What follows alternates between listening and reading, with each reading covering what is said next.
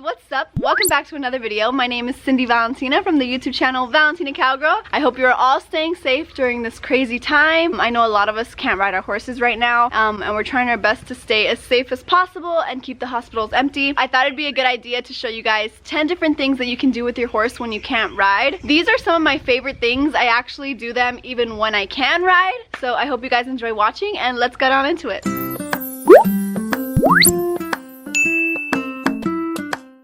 Alright guys, so what better time than now to work on your relationship with your horse outside of the saddle. Riding is great, but there are also so many other fun things you can do with your horse that will improve your relationship and bond. And all of that can be later transferred to your riding. One of my favorite things to do when I can't ride is to give my horse a deep grooming / pamper session. Now I normally groom my horses anyway before riding, but it's usually pretty quick, just mostly the essentials. This is a deep grooming session, really taking the time to do all the things I wouldn't normally do before a ride. For example, brushing and trimming her tail, conditioning her hooves, cleaning any boogies, just really taking my time and getting her all nice and clean. My horses love getting groomed, and it's such a relaxing, bonding moment.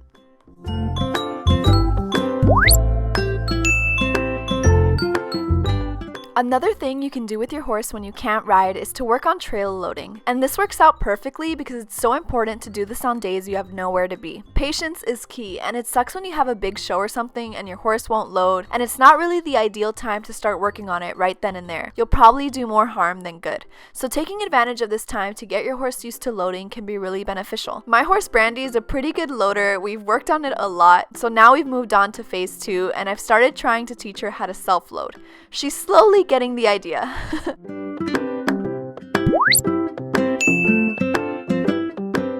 Okay, so this next one is really fun, and I've seen people teach their horses the coolest tricks ever. I actually taught my horse Crystal a couple of years ago to give kisses and hugs. It's honestly so cute.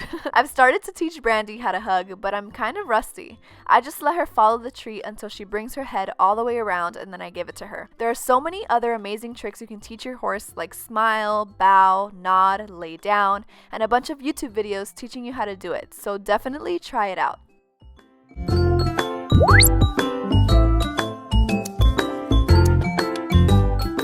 Now, if your horse is putting on some weight or you just want to keep them in shape but can't ride at the moment, you can always lunge or round pen them. This is such an easy way to keep your horse active, and it can also improve your horse's manners on the ground. I love round penning or lunging my horses. It's my favorite way to teach cues, work on transitions, and just get them moving with my body.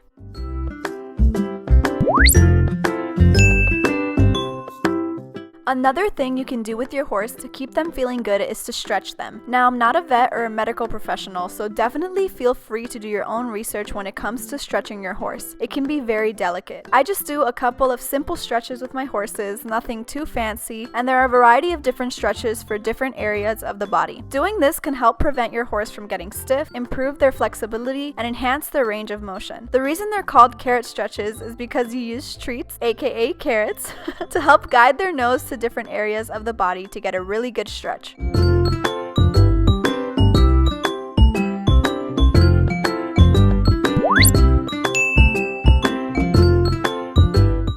Alright guys, so this next thing is one of my favorite things to do when I can't ride or when I feel like I haven't spent that much time with my horse. I did this a lot with Brandy when she was a yearling, too young to be ridden, and that's going for a walk. I feel like most people wouldn't think to take their horses on a walk, but it's honestly so relaxing and such a great way to get them used to a bunch of different things. I like to take Brandy on walks around the property. I'll bring her up to say hi to other horses, walk her over different surfaces, and even bring her with me to the mailbox to pick up my mail. It's such a great way to bond, and sometimes I'll even pick up the pace and get a little workout in. Taking your horse on a walk is the perfect time to figure out what spooks them and help them work through it. For example, Brandy was a little unsure of this arena drag we had laying out, so I just walked her up to it and let her investigate it until she felt comfortable. She was also kind of uneasy about our horse trailer divider and this ladder, but after walking her over to it and letting her snoop around, she got over it pretty quickly. Taking her on walks is the perfect opportunity to expose her and desensitize her to random objects.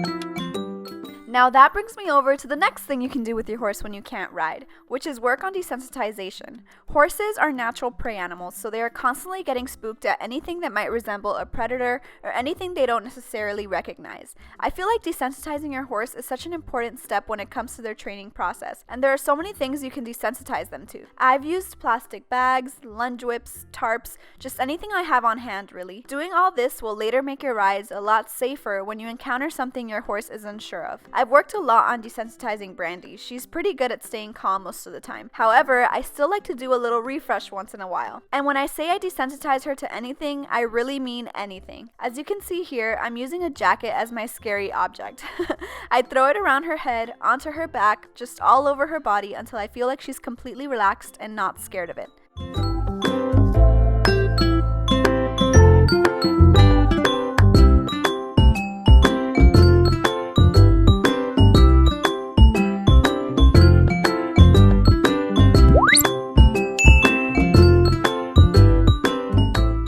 If you can't ride but still want to continue your horse's training, you can always bring it back to basics and do some groundwork. I'm such a huge advocate for groundwork. I feel like it's the foundation for all other areas of training. If you can't control your horse on the ground, you'll probably have trouble doing everything else as well. There are so many different groundwork exercises you can do with your horse that will improve your relationship and establish boundaries. One of my favorite exercises to do with my horse is leading them without them passing me. One of my pet peeves is when you're leading your horse and they start to drag you. So I taught my horses how to stop and back up every time I stop walking. I did this by always backing them up as soon as I stop. Another thing I work on is disengaging their hindquarters. This gives me more control on the ground and helps me get their attention back on me if something were to happen.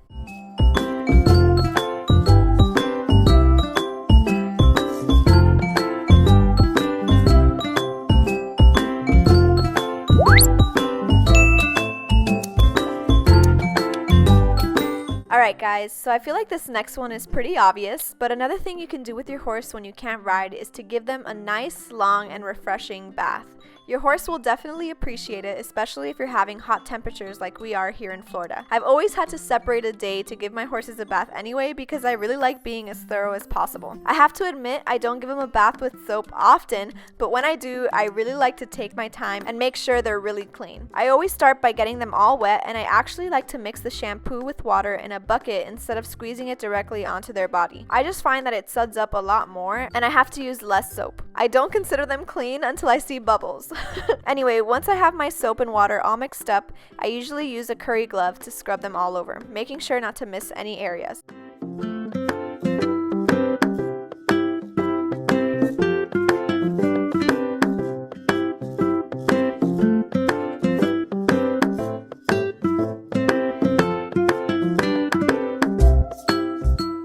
Then, once I've washed their body, I dip their tail into the remaining soap still left in the bucket and scrub it.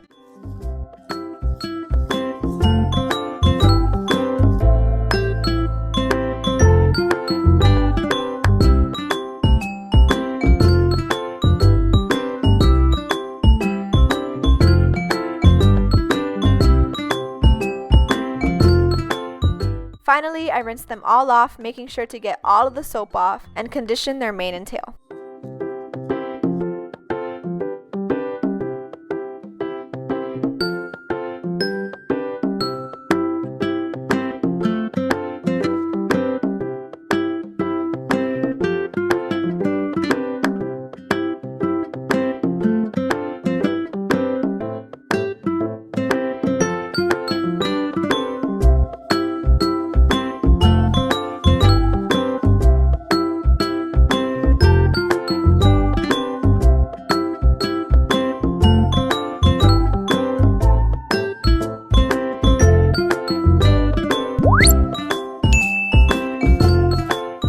Finally, my all-time favorite thing to do with my horses when I can't ride is to hand graze them. Basically, what this is just letting your horse eat grass while on a line. This is perfect for those days when you just miss your horse and you just want to hang out, or if your horse's paddock doesn't have much grass in it, but you still want them to graze. I love doing this so much, not only because I get to spend time with my horse and bond, but also because it's very relaxing. I don't know why, but I just love watching horses eat. It's kind of satisfying and it makes me want to fall asleep.